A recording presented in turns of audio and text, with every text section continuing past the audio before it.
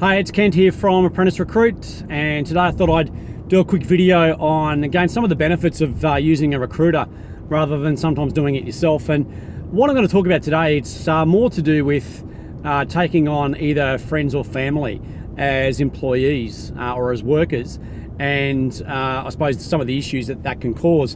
And it's because it was brought up by a client of mine about 2 weeks ago, and they decided to go down the track of employing somebody themselves after getting some advice from us.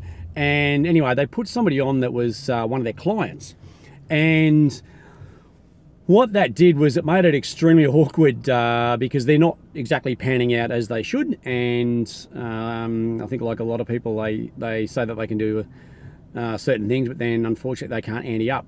So now the employer or a client is stuck in a bit of an awkward situation where he's not getting the productivity out of this person that he needs because he has that relationship with them, and it's a client relationship, not even a friendship, that it's left him in a really awkward spot now as to what they do moving forward. So and I know even in my own company I have recruited some people in the past that have been associates that I've known for years, that have also led into friendships, and I've been lucky because they have turned out to be exceptionally good workers.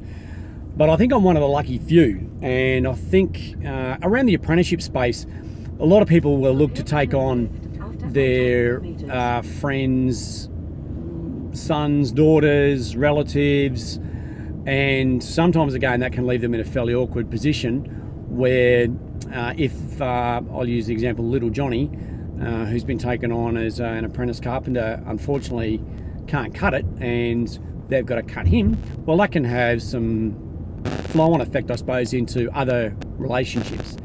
So my own principle these days when it comes to putting people on, even with my own company, is that I won't employ anybody that I know, even if they're a referral from someone else.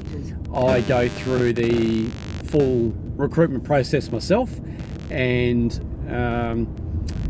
look, at least that way, if I do put somebody on and they don't work out, or I'm not happy with what they're doing, and we've gone through the process of trying to improve, if they haven't, then I've got no emotional involvement or attachment to that particular person, and so I find it a lot easier to say, look, unfortunately things aren't progressing the way that they should, and we're going to call it quits. So anyway, just something to keep in mind, at least if you engage a recruiter to assist in that process for you.